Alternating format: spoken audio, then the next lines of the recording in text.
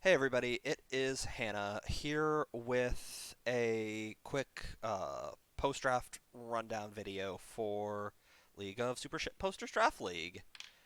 I am joined today by Emblem, Hey there, everyone. Good to be here.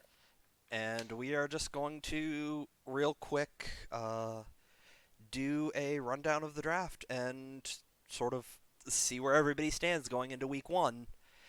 If this goes well, hopefully we're going to start doing some sort of analytical content that's like what happened last week, what we think will happen next week, um, every week from now until the end of the season.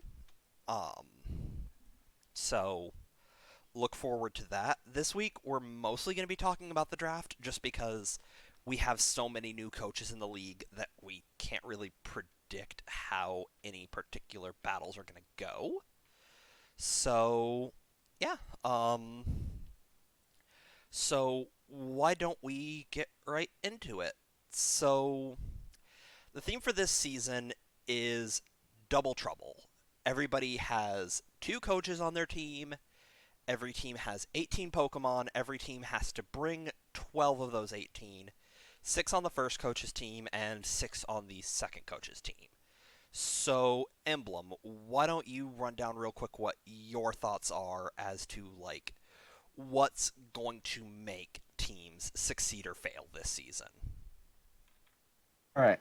I'd say that there's a large number of things that can affect how well a team does, but some key things. First off, if you have really threatening Pokemon that there aren't a lot of answers for, that's going to make it a lot more difficult for the opposing team to prepare for them since it could come in either the first game or the second game. And sort of tied into that, I think the other thing that will be really key for teams is making sure that they have enough answers to whatever might be brought, that they can bring an answer in the first game, and then that way, if the Pokemon isn't there, they also have a sort of backup answer for when they do the second game. Yeah, I can definitely see that. A similar thing that I was going to say is I think the big factor is this season is going to break out into sort of two halves. For the first 3 weeks, it's going to be a lot about just blind team building. You don't know where their big threats are going to be, so you just need to be able to distribute your threats well, build good teams, and play your battles well across both sides without worrying too much about sort of the game that your opponent is going to play. You just need to be ready to play your best game every game. And then the back half is going to turn into a lot about pattern recognition. Does one coach bring the same major threat every week? And the teams that are going to succeed weeks 4, 5, 6, and 7 are going to be the coaches where even like week 7, you don't know who's going to bring what. You don't know if, like, just to use my team for example, you don't know if Danny or I are going to be the one who has Mew. You don't know if Mew is going to be with Medicham or with Venusaur. Basically, like, avoiding falling into patterns is going to be a critical skill to have across this season, and being able to pick up on potentially very subtle patterns will also like be a huge boon in the later stretches of the season for any given team. Yeah, I absolutely agree on that. If two Pokemon are always being brought together, then that makes prepping for it a little bit easier down the road. So the more that teams are able to keep their play style different, the more that they're able to mix up what they're bringing every single week, the harder it'll be to prepare for them, and that'll make playing against that team a whole lot harder. So, with that sort of on the table, what were there any like trends in the actual draft itself that came across as really surprising for you? One thing would be that there were a sizable number of like really top level Pokemon that got drafted later on, and also a decent number of really good Pokemon that didn't get picked up at all, like stuff like Garchomp's an amazing Pokemon, Kartana, Kyurem Black. There's a lot of the tier 1As that are just really huge threats that actually didn't even get picked up. Like Zygarde 50%. That thing is no one even drafted it. So Yeah, there was a lot of big threats that either didn't get picked up or got picked up later in the draft. that is definitely a big thing. And keeping in that same vein of like priorities being like a little surprising this draft, um, like two Pokemon that typically you see go like top four in almost every draft in Landorus Therian and Heatran, like both of them fell all the way through to the second set of picks. Like Landorus Therian didn't go until 10, and then Heatran didn't go until 14. And typically in any given like draft, you'll see the top four be some combination of Landorus, Heatran, Mew, and then a fourth Pokemon. And so, like, not to say that necessarily any of the first round picks that weren't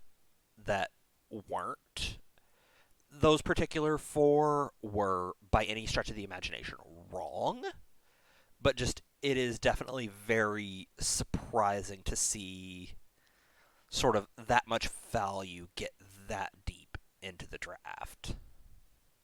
Yeah, there was definitely a lot of interesting stuff with that. Like looking at the draft, Bronzong got picked up before Heatran. That is something that is very much abnormal. So this draft definitely had a lot of unique stuff going on. Yeah. So, okay. So, why don't we just start with round one, pick one, and sort of run down and see sort of where each team ended up landing. So, first off, you have Moonlight Magearna with Celesteela, Volcarona, Buzzwole, Shaman, Jellicent, Delmise, Palisand, Victini, Dunsparce, Moltres, Ditto, Regice, Delphox, Blaziken Blaze, Bastiodon, Azelf, Mega Blastoise, and Murkrow. So, what jumps out to you about this particular lineup? All right. First thing that jumps out looking over the data that I've collected, the Moonlight Magearnas actually have a total of 5 fire types on their team. Most that any team that's the most that any team has of any type, and the second most would be 3 of a single type, which is fairly common amongst teams. But still, there is a huge amount of fire types in this particular draft. So, yeah, they have a lot of firepower. Yes. Not ashamed of that one. Not ashamed at all. Anyway, so, does anything particularly besides their sort of huge love for fire Pokemon stand out to you about this particular lineup? All right. The one other thing that, and I'd say that sort of is tied into their large number of fire types, is there's also a decent number of types they have a lot of weakness to, and also some types they don't have at all. Like, Gyarados actually don't have an electric type, poison type, fairy type, or dragon type. And like electric, fairy, and dragon in particular are typings and pretty commonly drafted as well. So it's interesting to see that they don't have.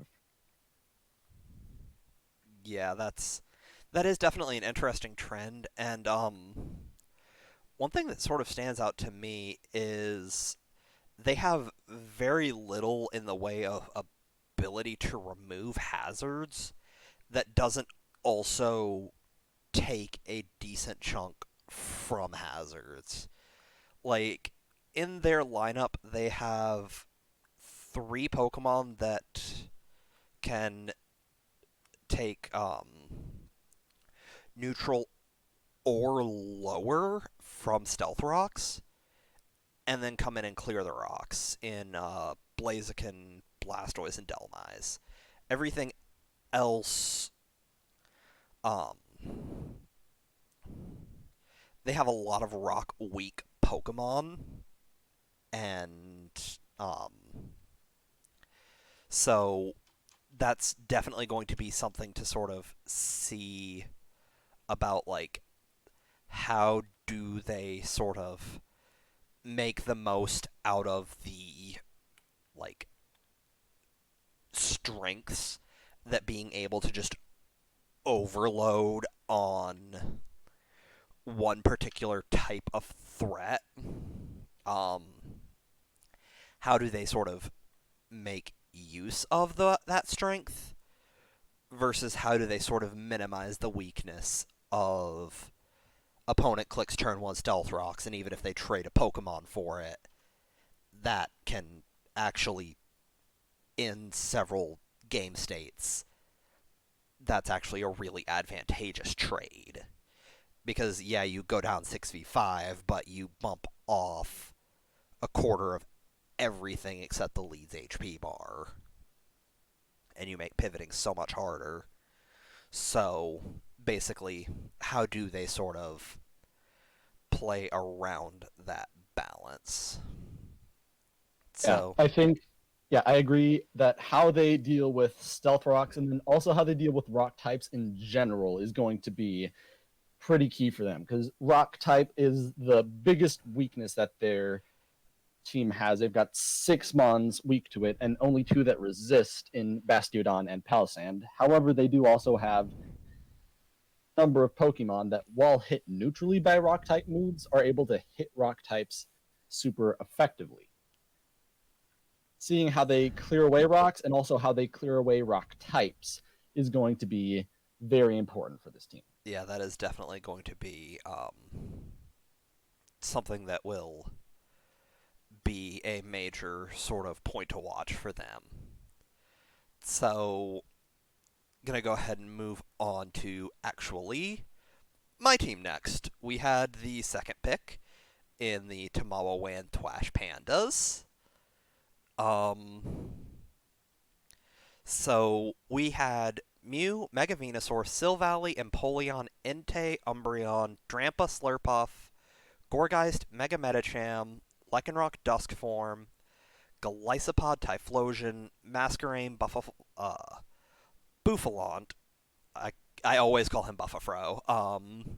Shedinja, Slaking, and Munchlax. So, what stands out to you about our lineup? All right, so first thing that stands out, and this is actually an interesting thing that you share with the McGearan, is you actually lack an electric type and then ground and ice type, which is interesting because those three are all very powerful offensive types. However, you do have one very big countermeasure that counters that out, and that is Silvally, which I think is probably one of, if not the best Pokemon, at least for its power level in this specific format, just because it can be literally any type and can be just altered to fit any scenario. And in a thing where there's 18 different Pokemon already, prepping for Silvally is going to be nearly impossible, and prepping with Silvally is going to be a whole lot easier. Silvally is the dream. And then one other interesting thing I noticed with your team is your team a whole lot of like the super duper fast Pokemon. The highest one that you have is at 110, and looking, not sure which one of the mons you have that one is, but there's a lot of teams that have faster Pokemon. However, you guys do have two different sticky webs setters, so you could be able to use that to slow down the other team, and I think that's going to be is going to be interesting with that is deal seeing how you work around keeping webs up despite not having a on the team. Yeah, that is like I don't want to get too deep into like why we did what we did because obviously don't want to give too much away, but Of course. it's one of those we definitely put an emphasis on bulk over hitting fast. And so that's one of those we have lots and lots of like very fat Pokemon and kind of a lot of our battles are going to also come down to I'll let you hit me once because I will Yeah. hit you back. You guys do have a lot of Pokemon that are a mix of bulky and power. Like you have Mega Venusaur and Mew already is like your first two picks, and then Silvally is a third. Like those can all hit pretty hard, but they also have a significant amount of bulk behind them as well. So like even just looking at your first like 3, 4 picks, that does kind of going for more bulky Pokemon. And I think that's something that web setters could definitely work out for you guys. Yeah. So, moving on to team number 3, Waifu Material. That is Kira and Waffles' team.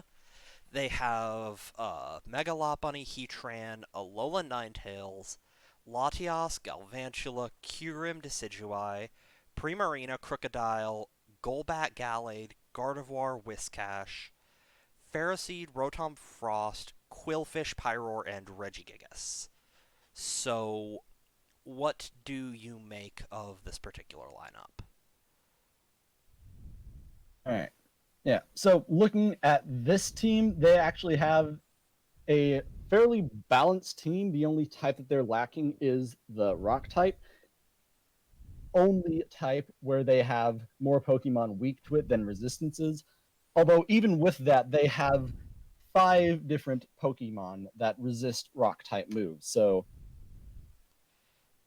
a lot Yeah, more balanced squad in the fact that just everything checks everything else. And then also like that they don't have a like the two types they have the lowest amount of resistances for are flying and normal, which are two resistances for respectively, but everything else they have at least 4 different mons on their team that resist that type, and in some cases significantly more. So they're yeah, going to type is coming at them, they're going to have some sort of check to that. yeah, and that is definitely something that just looking at this, like one thing that jumps out is they have massive weaknesses, but then they also have resistances to respond. Like they have a million like fighting weak Pokemon, but they have 1,000,001 Pokemon that resist fighting back. And They've so got they've got to be more specific 8 different fighting type weaknesses, but 9 resistances as well, which is like there is only one Pokemon on their team against which fighting types are neutral, and that is Alolan Ninetales, which is able to return. yeah, So like it's definitely interesting seeing like they have this team just like looking at it, it's so much everything all the time. Like just like they have very few like just stare down and take the hits without concerning yourself with typing. And that's in part because looking at it, they have exactly one Pokemon that's only one type. So it's one of those that leads to a very like widely varied suite of type interactions, and I think that that's going to be really interesting to see how that plays out. Yeah, definitely. Also, looking at it, I think they only have one Mega Pokemon, so that means that basically every week one of the two of them is not going to actually have a Mega Pokemon in battle. Realize that's actually a trait that they share with, in particular, Moonlight Magirnas. I did not notice that when we were doing their rundown, but yeah, both of those teams um, are kind of in a case where it's Mom said it's my turn with the Mega Pokemon, so Honestly, I think that might be even a little bit more of an advantage for them because they have plenty of other really strong Pokemon, and the fact that they only have one Mega, like if a team has two different Megas, sure that's two really powerful Pokemon, but that means those two can't ever be brought on the same team. this is true. One Mega, yeah. It does give sort of a trade off of flexibility for power. Like you can tell that, for example, there will be a Manectric team and a Pinsir team for Mhm. the Ludicolos. There will be a Venusaur team and a Medicham team for the Trash Pandas. But you don't know where that Lopunny is. And so that is going to make prepping against them a little bit more difficult. It'll make one of the two battles probably a little bit easier once you get into it, because that is a big weapon that they don't have to leverage against you, but it does make the prep work definitely more interesting for both teams. Yeah, agreed. So, so do you have anything else you want to add on waifu material before we move on? All right. Just one final comment regarding sort of the speeds of the various Pokemon. The waifu material actually don't have a whole lot of really slow Pokemon. Ferroseed at base 10, and then after that it jumps up to base 60. So I think one thing they might want to keep an eye out for is possible people possibly bringing Trick Room. Um, Virtually all of their team is going to get outsped by something that's really slow. Something to be careful of there. Of course, they do have a rather large number of Pokemon that can set rather unset Trick Room in Latias, Gallade, and Gardevoir, so they could possibly undo Trick Room if it ever gets brought against them. This is definitely a true point. And so that's just going to be a very. Seeing if anybody does sort of view that as a weakness and a point where they can leverage. So, moving on to team number 4, E-City Electrikes. That's Excadrill, Mega Gardevoir, Dragonite, Vaporeon, Gengar, Donphan, Darmanitan, Weezing, Alolan Exeggutor, Ninetales Braviary, Rotom Fanform, Dusclops, Muck, Glaceon, Lapras, Megascissor, and Ambipom. So, what about this lineup jumps out to you? All right, let's start off with typings again. First off, this team is missing a fighting, rock, and dark type. And then they also have two pretty significant type weaknesses. The first one would be rock type, for which they have only two resists, being Excadrill and Donphan. And then also the other thing would be dark type, which while they only have two Pokemon that are weak to the dark type, which would be Gengar and Dusclops, they actually have no dark type resistances. that's something that they're definitely going to have to be careful of in their upcoming battles. If there's any strong dark types on the opposing team, they'll need to think of specific counters for that Pokemon because not a lot on their team that can just come in and take a dark type hit like it's nothing. That is definitely a very fair point. Another thing that stands out to me is this is a team that is super, super top heavy on its picks. Like, their first seven, or, well, they're like, they have 8 Pokemon that are in tier 1A, 1B, 2A, and 2B, and then they have no Pokemon from tier 3 at all. Or, wait, no, they have, uh, I'm sorry, one Pokemon from either of the tier 3s. They have a 3B in Ninetales, and then everything else is tier 4s and tier 5s. They actually don't have anything in tier 6, which is another sort of interesting quirk. And so we were talking earlier before we started recording. Generally, tier 4s and tier 5s are sort of role playing Pokemon. Pokemon that you don't necessarily need every battle, but that do one or two things in particular.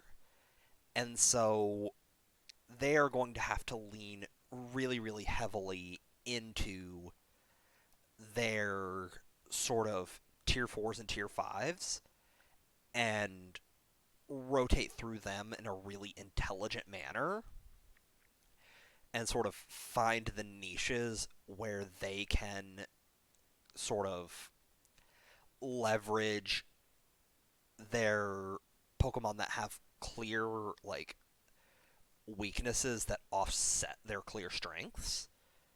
And I think that seeing how they do with that is definitely going to be a very interesting, like, part of their lineup.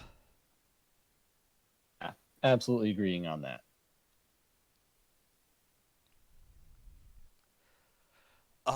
Anything else you would like to add about the Electrics before we move on? The one other thing that I did notice is that they actually have a remarkably low number of hazard setters. Their only hazard setters are Excadrill and Donphan, and then Toxic Spikes from Wheezing. So, like, Excadrill and Donphan are both really good Pokemon, but because they're the only rockers they have, that means rocks to both battles, then that means Excadrill is going to need to be running stealth rocks, which is something that, while it can do, it can also use that move slot for a lot of other things. This is true, and And that so having does, that locked into stealth rocks is going to be a little bit difficult. yeah, and that definitely does lock out some very popular Excadrill sets that you'll sometimes see, like choice itemed all out attacking sets, as well as I've seen a few times Assault Vest Excadrill, and so with Excadrill being forced onto dedicated rock duty, that means that a lot of band variants are off the table because you don't want to be locked into banded Stealth Rock. It's okay to get locked into Scarf Stealth Rock on Drill, but you don't want to get locked into banded Stealth Rock. That feels real bad. Yeah. And so that is definitely going to be another thing that is going to be interesting to see how they play around.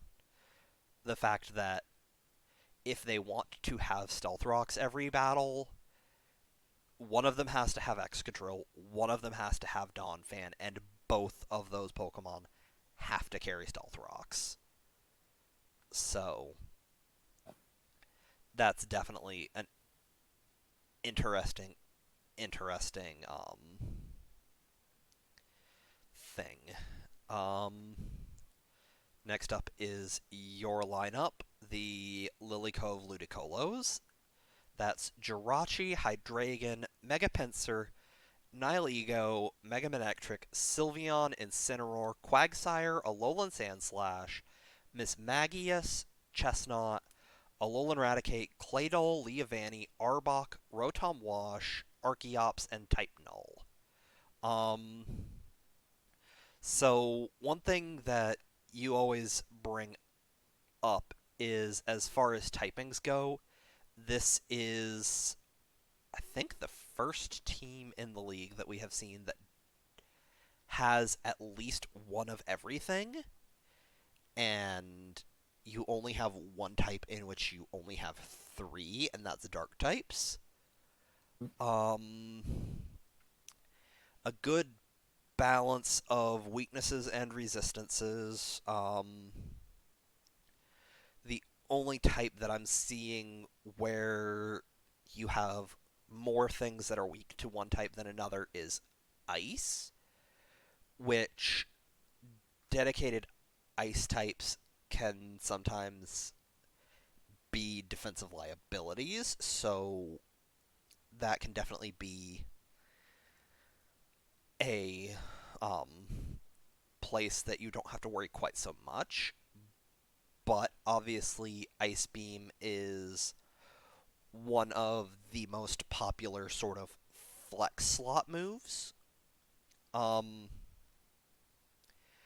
Another thing that stands out about this team to me is I made a stat down at the bottom of a copy of the master draft sheet that is number of tier 4s, 5s, and 6s together that you have to bring every week. And you guys are actually tied with the E-City Electrics um, for the highest number of must bring sort of role player tiers.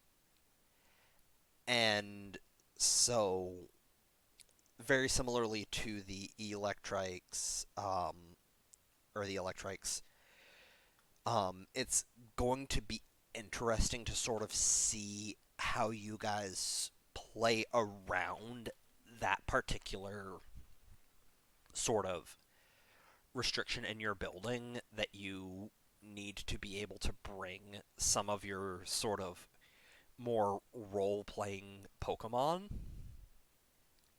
and sort of rotate through them to protect their sort of individual faults while taking advantage of their strengths. Um, you definitely have a better like balance of speed tiers than most of the other teams in the league. You have a lot that's over 100, but you also have a pretty good number that's under 70, and those are sort of the two big break points where Trick Room starts to be something that you think about is for those 100 and ups and the 60 or 70s and under. So I think that's definitely a interesting thing to see how you play around your sort of speed balances. So anything you would like to say for your own squad before we move on to the beat rolls?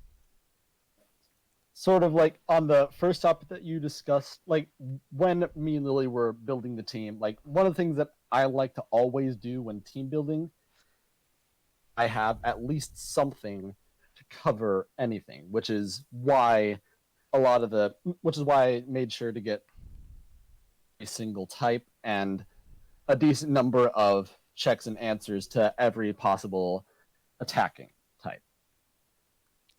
As far as the downside of having a lot of the tier 4, 5, and 6 mons, that's, I'd say, probably going to be things for me and Lily to work around. But in my mind, that's just an opportunity to make use of some unique sets, highlight some Pokemon that don't get seen all that often. That is definitely a fair point. That is sort of in every challenge and opportunity. So Yeah. awesome. Onward and upward to the Babylonian Beedrills. That is Mega Beedrill, Bronzong, Conkeldurr, Nidoking, Clefable, Sableye, Cradily Gigalith, Metagross, Cofagrigus, Electros, Piloswine, Druddigon, Pangoro, Mega Camerupt, Gramble, Venusaur, and Gastrodon. So, what about this team just jumps off the page to you? What is sort of All your right. immediate? All right. So starting off with typings again, the Beedrills are only missing two typings, the normal and flying type. And with normal types, while they are very versatile, a specific normal type stab a necessary thing. So as far as just having a large variety of typings, they are fairly good on that front. And then also for separate things that I've noticed. First off, sort of on the topic that we were discussing before with like the tiers fours, fives, and sixes. For the Babylonian Beedrills, they actually only have tier one Pokemon, which would be Clefable, but the thing that they have that sort of compensates for that is they actually have no tier fives or tier sixes on their entire team. A lot of sort of standard power level Pokemon, so nothing in their team is that pigeonholed into a specific role, which I think is going to be something that really does help them in that they can bring just about anything. Yeah, definitely. They are very much a shop the middle of the shop the sort of middle aisles. Don't spend too much on luxury, but don't sort of get forced into using any more like role player type Pokemon. And like this draft very much screams Hatsworth took this draft because like certain Pokemon like I have come to very much associate with certain people in this league, and like there is nobody that I have stronger Pokemon associations with than Hatsworth and some of his Pokemon that he is sort of known to like. Like Mega Beedrill, Venusaur, are and Cradily are the three things that sort of I look at those and I just go, yeah, yeah, that's Hatsworth. You could nameplates off this draft. A lot of folks I would not be able to tell you who was whom. Um, but like you can definitely see a very consistent through line in how Hatsworth drafts, and I think that that's definitely a big strength. Like not just for this team, but for just Hatsworth in general as a player. Um, and so that's definitely something to think about. One point that is just kind of a little surprising to me is they have exactly one Pokemon that can take down hazards. So Yeah. And that Pokemon is Mega Beedrill, which a defog Mega Beedrill before. yeah, so it's one of those like they are very much playing a game of we have hazards, you have hazards, we play around hazards being up better than you do. Yeah. Um, It's like one thing with their team, they actually only have one weakness to rocks, being the Mega Beedrill. So stealth rocks aren't going to be for them as it would be for most of the other teams. The thing that I think is going to be really more challenging for them is going to be spikes, because if spikes start getting set up, again, their only defogger is Mega Beedrill, which really isn't a defogger. Spikes get up, they're going to be staying there, and that's consistent damage just over and over and over that they really have no way around. So Yeah. dealing with that is going to be a thing Y- for them.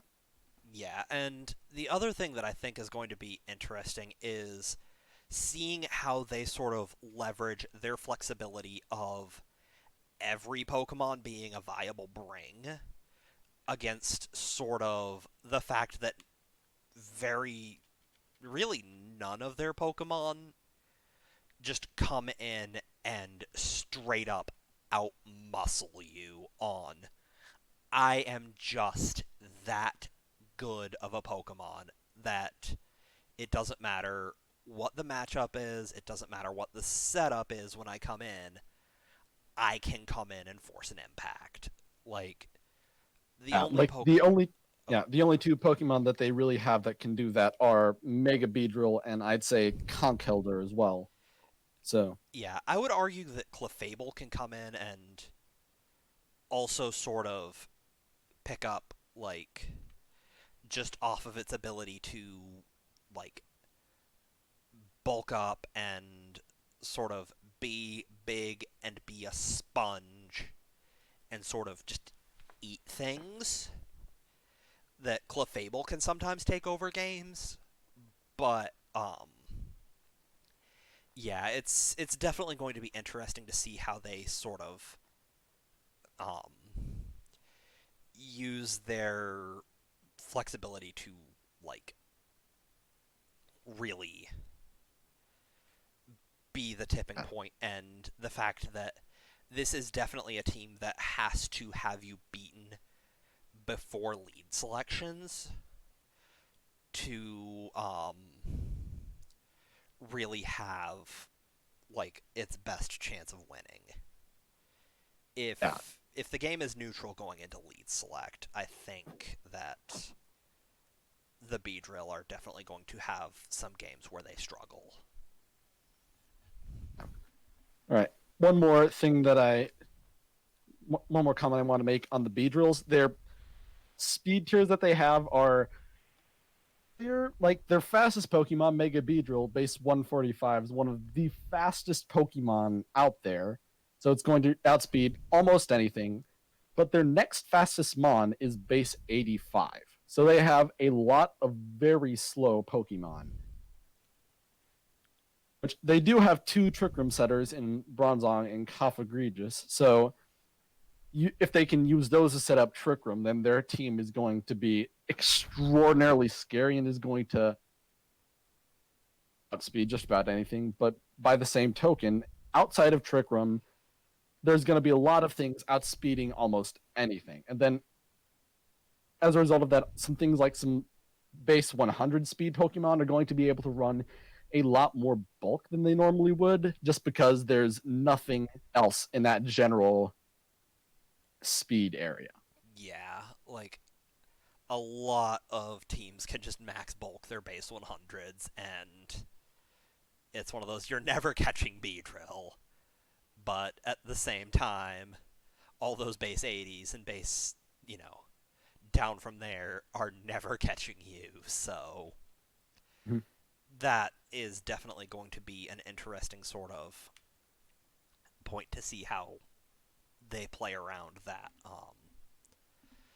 sort of making their big glaring flaw of we are very slow, how they either mitigate that or even try and convert that into a PowerPoint for themselves. So, on to the next to last team, Swell Thunder. That is Tapu Koko, Landorus Therian, Tapu Bulu, Mega Gallade, Alolan Muck, Fortress, Licky Licky, Passimian Duosion, Mega Steelix, Tentacruel Superior, Sliggoo, Lipard, Lantern, Kuma-O, Excelgor, and Lycanroc Midnight Form. So, leading off with the typing chart, All right. they don't have a Yep. fire So type, so they that is also lack. an ice and ghost types. There's a few types that they are missing, although like the specific defensive benefits that those typings provide critical for their team specifically. Like they've got plenty of answers for fighting types and some for normal types as well. So ghost type isn't quite that critical. Fire type, they've got answers for fire, for grass, for bug, for steel. Only resist itself, which I mean, they could use more ice type weaknesses, but ice type is, at least from a defensive standpoint, not that big of a deal. Yeah, not having an ice type can sometimes honestly be considered a strength. Because while having stab blizzards and stab ice beams and stab icicle crashes can be a, nice little boon for your team, not being saddled with something that's weak to steel and fire and fighting and rock and I think ice. that's all of them. Yeah, like ice has so many weaknesses that are so prolific that not having an ice type, if you had to pick one type to not have, I think that ice is definitely on the list for considerations for Yeah. best ones. So, one thing that jumps out to me about this team is every season there's one team that tends to be fairly successful just because they're so good at creating momentum. And to me, this is the team that jumps out as doing that. Like, you have arguably the best Volt switcher in the game in Tapu Koko. You have,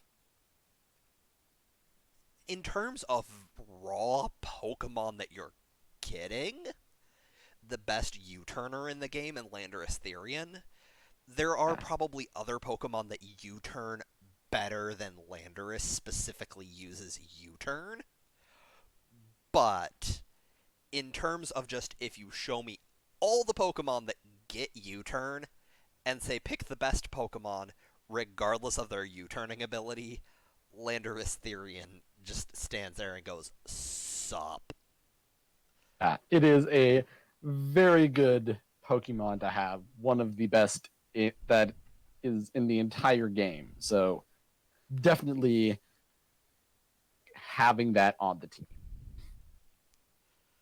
So,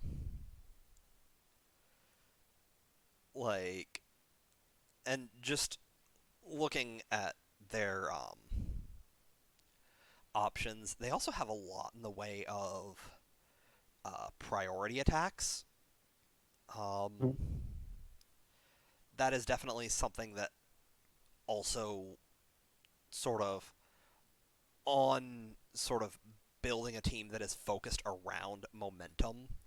Having momentum and having priority together can be a really dangerous thing to be up against.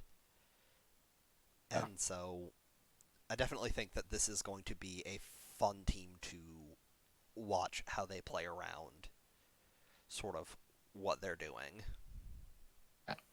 One other noteworthy thing for this team is the fact that they have both Tapu Koko and Tapu Bulu.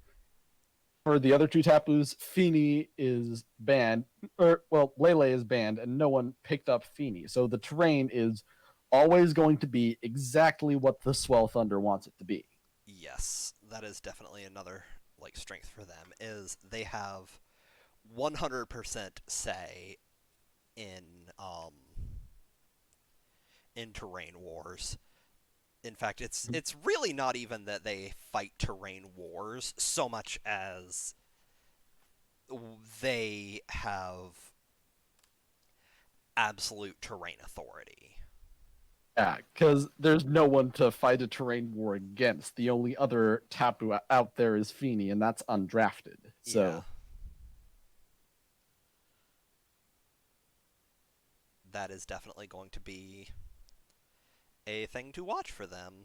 Is how do they use their terrain supremacy? So, anything else you would like to add before we move on? Nope. Okay, and last on the list, and probably the most interesting one that we're going to discuss today, Yeah. is Dimsdale Dittos.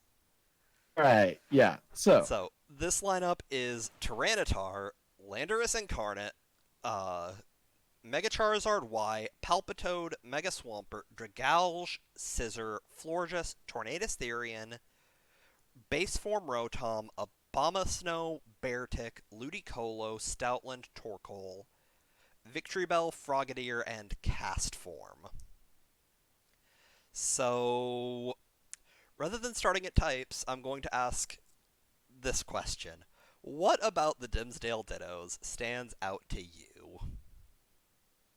they are the ultimate weather team in the fact that they have 5 different weather setters, and they have all 4 of the different weathers. Like you might see a rain team, you might see a sand team. These guys have rain, sand, sun, and hail all right here, and they've got Pokemon that make use of it as well. So So, what I'm hearing is sand, rain, sun, hail. Long ago, the four weathers existed in harmony, but everything changed when the Dimsdale Dittos started drafting. uh and it fits too because like ice is fairly close to wind. Like Mega Rayquaza is undraftable, so you can't get strong winds. But other than So, that, yeah, I mean, that's great. I mean, but yeah, It fits. they have no electrics, no fightings, no ghost.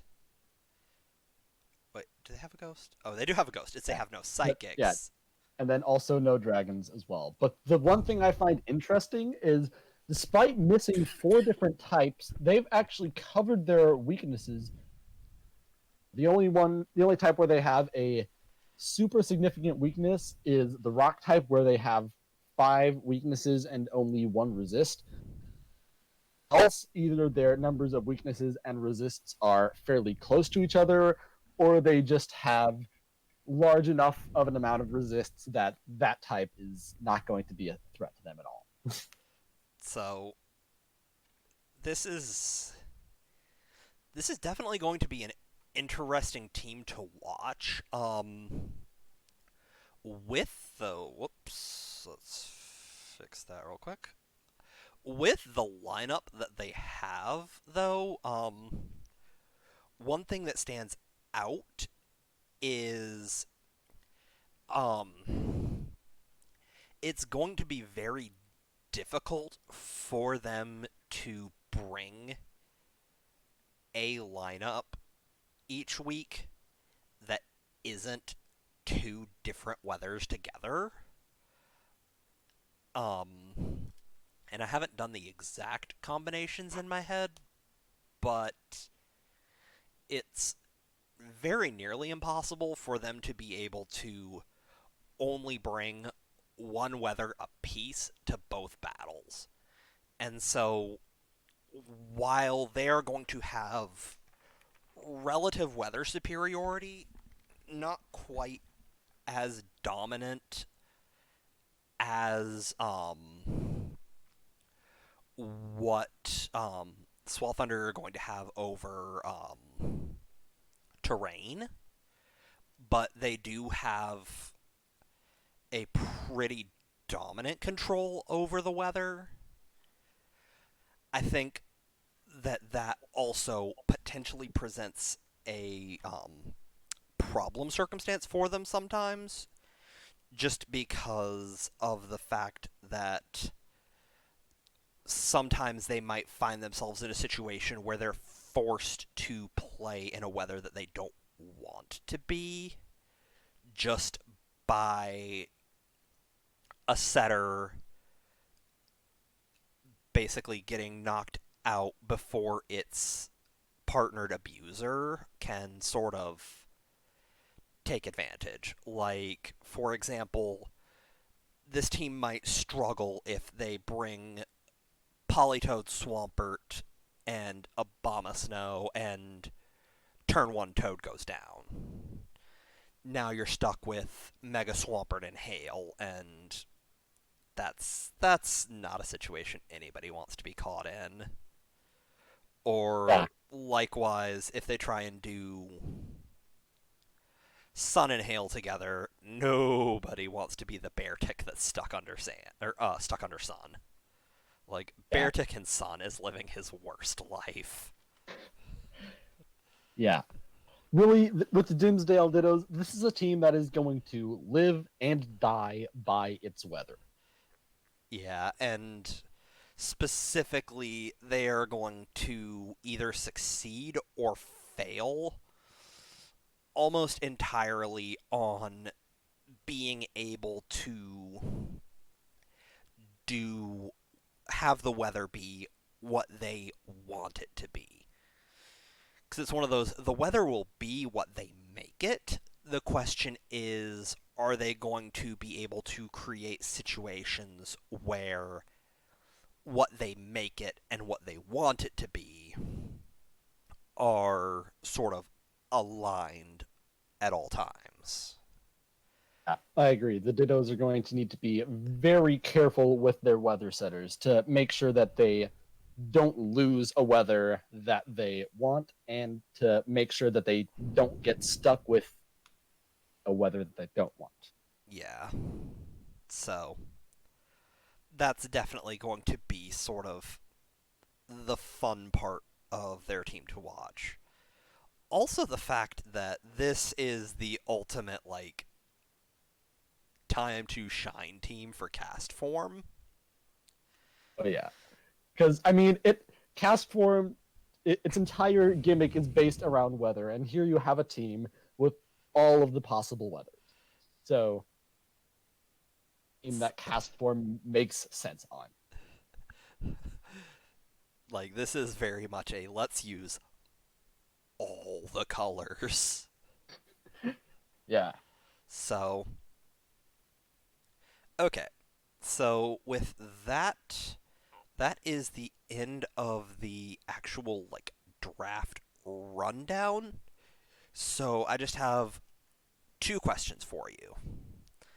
Um, question number one, uh, obviously I don't want to do like a full power rankings for, who had a great draft, who had a terrible, I don't want to get too into that, but just to briefly sort of touch on that kind of topic, who do you think drafted the best lineup of 18 Pokemon to be successful in this particular format? Yeah. Hmm. Yeah. Tough just because of how many like different teams there are and how different all of these various teams are from each other.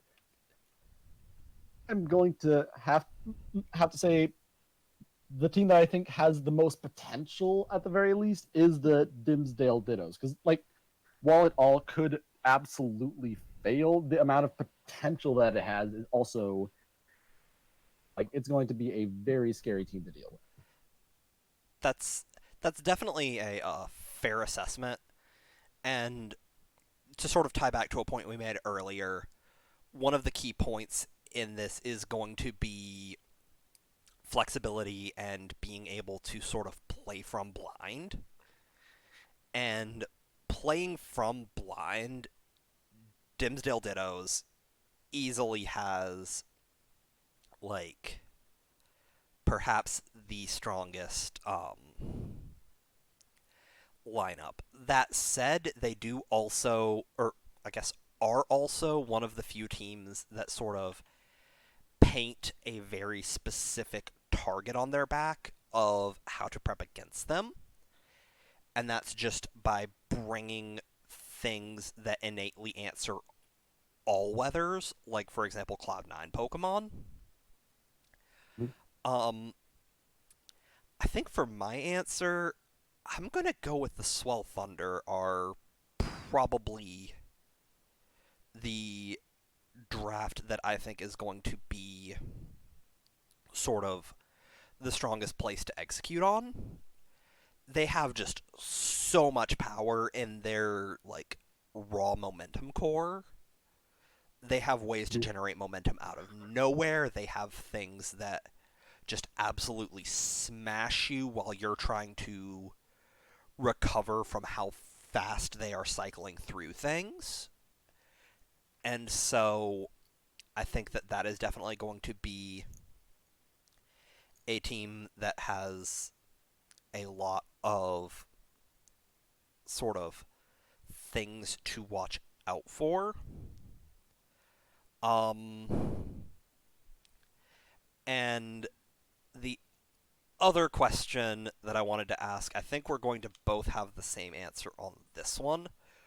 What team sort of is the most interesting to you, is going to be the most sort of like interesting one to watch?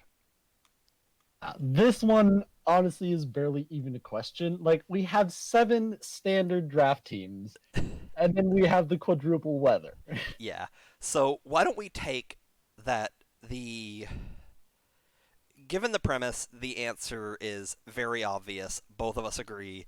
The number one most sort of interesting team to watch is going to be Dimsdale Dittos. So 100. so accepting that as already given fact, what's the second most interesting team to you? What team do you think is going to have something else that is interesting to lock in on and to watch how they play around? I'd say that second team that I would probably pick for that would be, I'd say Babylonian Beedrills, just because like the way that their draft, like the fact that they're not ever going to be getting rid of hazards is already one way that things are very different. So it's going to be interesting to see how they work around that, and also the fact that they have a much slower and kind of bulkier team are almost certainly at some point going to bring Trick Room is another thing that I think's going to be interesting in seeing how they use that tool, if at all. Okay, that I definitely can see that. Yeah. Um, I think I'm going to take Moonlight Magirna as the second most interesting draft, just because, again, pardon the pun, but that is so much firepower.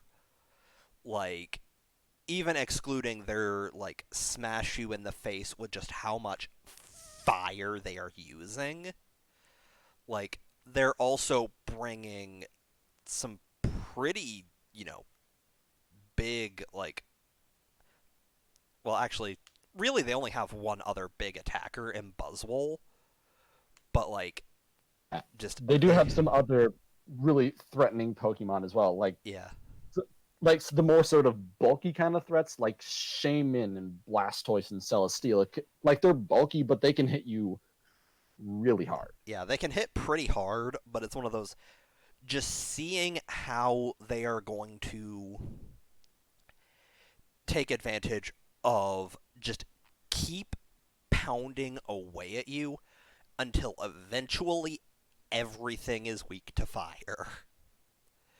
Just burn and burn and burn, and eventually we will burn you down. Like Ah, ah. that's going to be something that is going to be very interesting to watch. So, Indeed, it will be. so any closing thoughts? Any last sort of takes that you want to make sure that everybody leaves with? Not really. Okay. Do you have anything that you want to plug before we call this a day? For anyone who may somehow be seeing this who is not already in the Discord, come join the Discord. Come watch the leagues. Come be part of the other things that we have. All right, and anything that you want to plug for people who are already in the league? All good. Okie dokie. Well, that is where we are going to call it for today then, and we will hopefully be back with a week 1 recap and week 2 preview sometime next week. So we will see y'all then.